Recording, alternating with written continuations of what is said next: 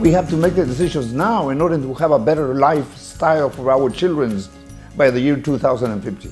That are really more innovative and perhaps more conservative than the ones they're trying to copy from the West. Now, what might be called the second level, but very important problems, need to be addressed. I would say air pollution is one of the obvious problems that need to be addressed.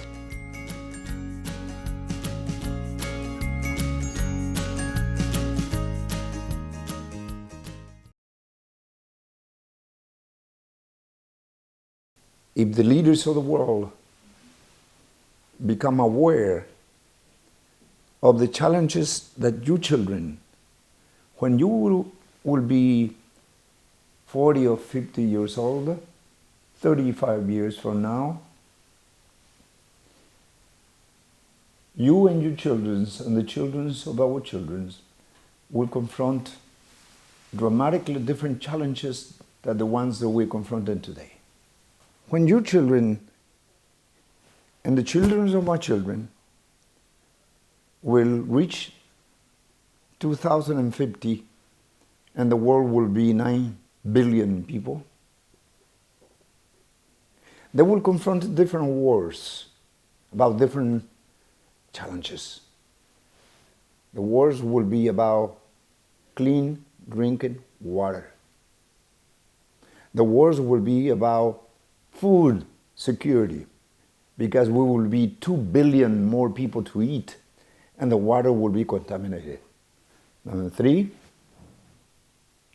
the wars will be, your children and my children will have to confront the challenge of the adverse impacts of climate change. If we don't do any decisions today, we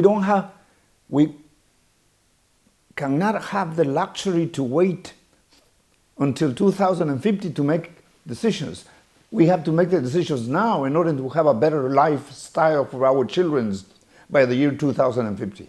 One of the things that has impressed me over the years is that as China has developed, one thing that it has paid close attention to is ensuring that basic services, basic infrastructure is available widely to all of its population. China does not have the kind of slum areas that one finds in cities, in other cities of Asia. So there are other cities that have done well in providing services, but China is one of the only country that has started from a fairly low income level, has grown rapidly, and has done that without the emergence of serious slum areas. So I find that very impressive, because China has been able to expand, and yet at a very basic level has provided basic human needs to all of its population, and I think China should be congratulated on that.